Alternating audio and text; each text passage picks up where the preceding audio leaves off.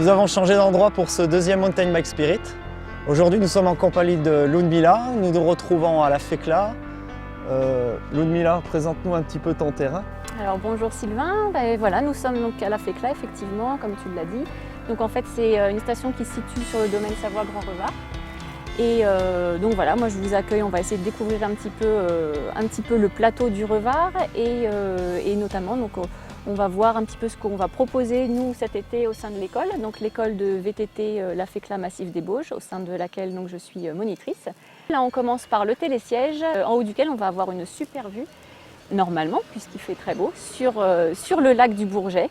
Voilà, donc du point de vue de l'Orionde, en fait, c'est le nom du belvédère que l'on va atteindre. Le nom du télésiège qu'on est en train de prendre? L'Orionde. L'Orionde. Très bien. Bah, voilà. Écoute, une fois qu'on est en haut, on va pouvoir monter sur nos VTT et puis on se fera plaisir pour ce parcours. Ah, nous voilà en haut donc de la station. Tout à fait. Donc là, on va aller voir le belvédère de l'Orionde. C'est à 5 minutes d'ici à vélo, même pas. Et ensuite, on fera la descente jusqu'à la station.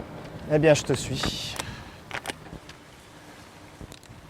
Donc là, on va bifurquer juste à quelques mètres sur un petit sentier qui va nous mener au belvédère de l'Orionde. Donc il faut savoir que si on continue tout droit, c'est le secteur du CIR. Et le secteur du CIR est interdit au VTT. Donc réglementation sur la station voilà. À respecter, bien tout évidemment. À fait.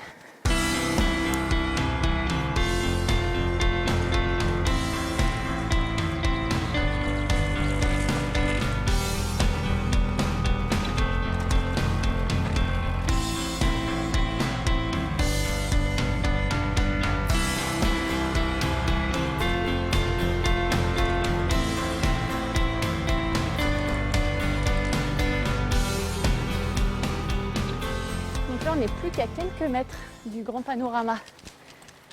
S'ils n'ont rien changé. Et voilà. Magnifique panorama avec une vue là, c'est panorama. Hein. Super dégagée. Effectivement. Voilà la vue. Excellent. Ça vaut quand même le coup de, on va dire, de faire le petit détour et de venir jusqu'ici. Exactement, ouais. Donc là, on voit le lac du Bourget, on le voit en entier. On voit la chaîne de l'Épine en face, avec la dent du chat. La dent du chat. La petite dent là sur la droite. Donc voilà. La Chartreuse à gauche, bien sûr. Et donc tout le bassin aixois, donc Aix-les-Bains qui est ici. Et là, si on continue la route là sur la gauche, on arrive sur Chambéry. Et il existe une descente enduro pour fait. Ceux qui ont le niveau, ouais. qui part du Revard. Ouais, c'est ça. Et qui descend jusqu'à Aix. Jusqu'à Aix, avec une ligne nature donc de bus qui accepte les VTT. Donc on peut monter avec son vélo, dans le bus et redescendre en vélo. Avis aux amateurs. Donc là, Sylvain, on va faire la descente balisée. Et ensuite, je vais vous emmener dans un autre secteur du plateau. Eh bien, je te suis.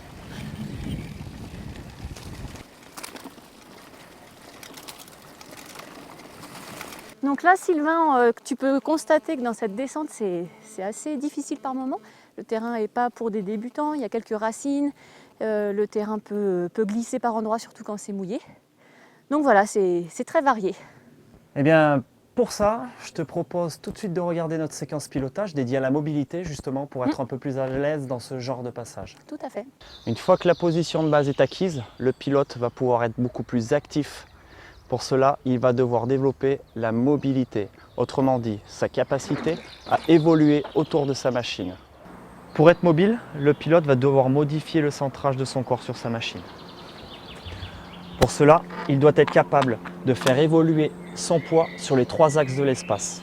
L'axe horizontal, d'avant en arrière, l'axe transversal, de droite à gauche, et l'axe vertical, de haut en bas. Il va devoir également répartir les pressions sur ces 4 appuis en fonction du déplacement. Allons essayer sur le terrain.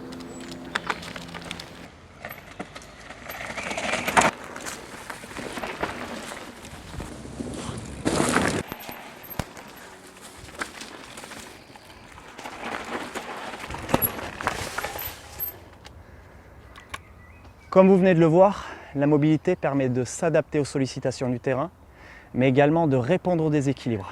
Et là, je vous emmène à la tourbière des Creusates. Et donc on va emprunter les pistes balisées VTT, donc D'accord. un balisage Donc, spécifique. balisage spécifique. Exactement. Qui est le même que celui du ski de fond hiver. Ok. Puisque là on est sur un des plus grands sites de ski de fond des Alpes. Bien, eh bien c'est parti.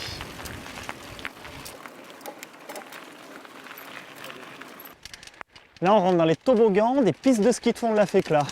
Exactement, donc c'est ce qui fait la difficulté en fait de ce circuit, c'est qu'il faut gérer les relances et les montées.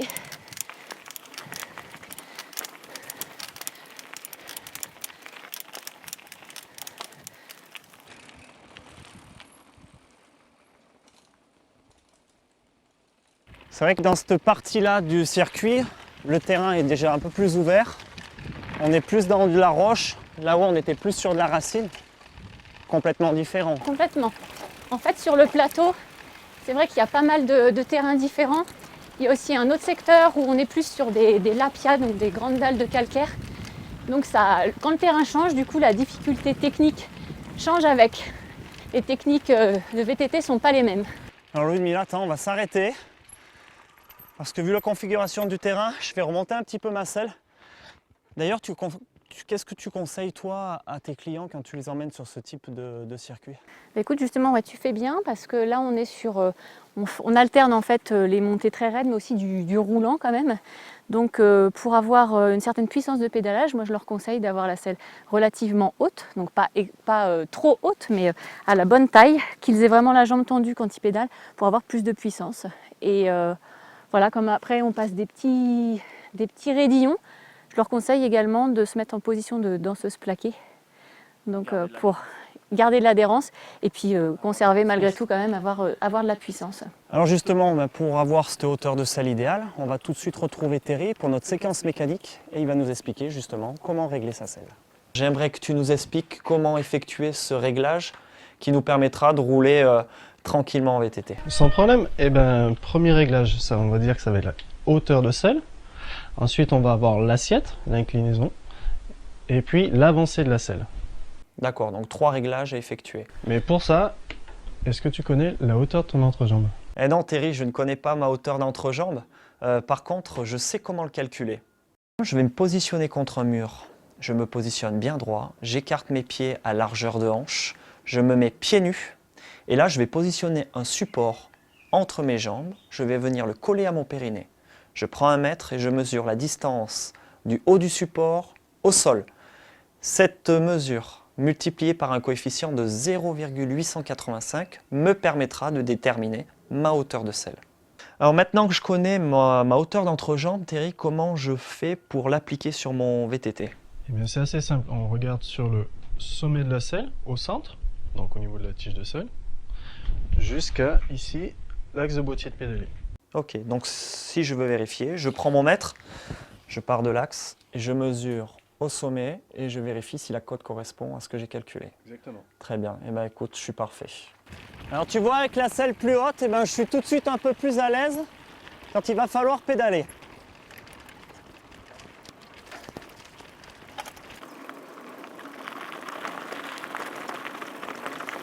Donc là, Sylvain, on va s'arrêter. Je vais te montrer quelque chose. On est presque arrivé en fait. On a encore 200-300 mètres.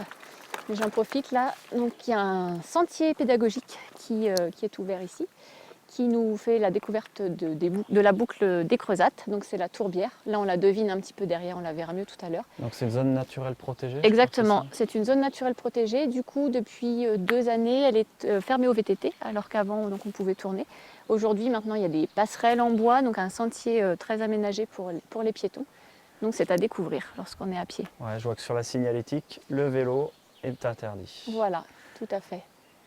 Balise d'orientation, ça veut Oui. dire qu'il y a un parcours permanent aussi qui passe par là? Donc il y en a plusieurs, de plusieurs niveaux. Donc les parcours permanents ont été installés suite au championnat du monde de course d'orientation qui ont eu lieu il y a 3 ans maintenant.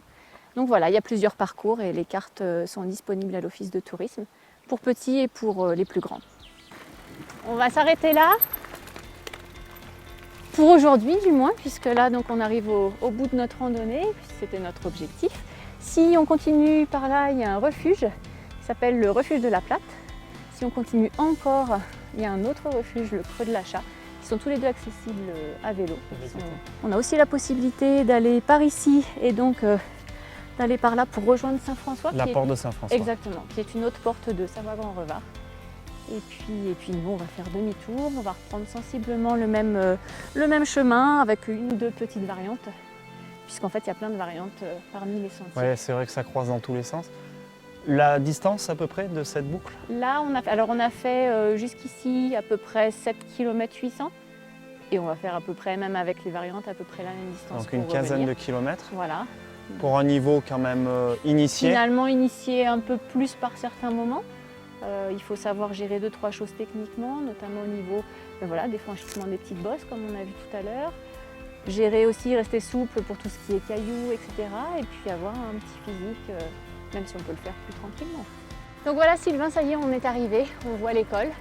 Donc on a terminé notre tour, j'espère que ça aura donné envie aux gens de découvrir ce domaine. Et que tu as passé un bon moment. Pour ma part, c'était super. Eh bien, écoute, merci à toi pour nous avoir fait découvrir ton terrain. Et je donne rendez-vous à tout le monde sur alpetas.fr, sur bien sûr Mountain Bike Spirit, pour avoir tes coordonnées et toutes les informations qui ont attrait à ton terrain de jeu.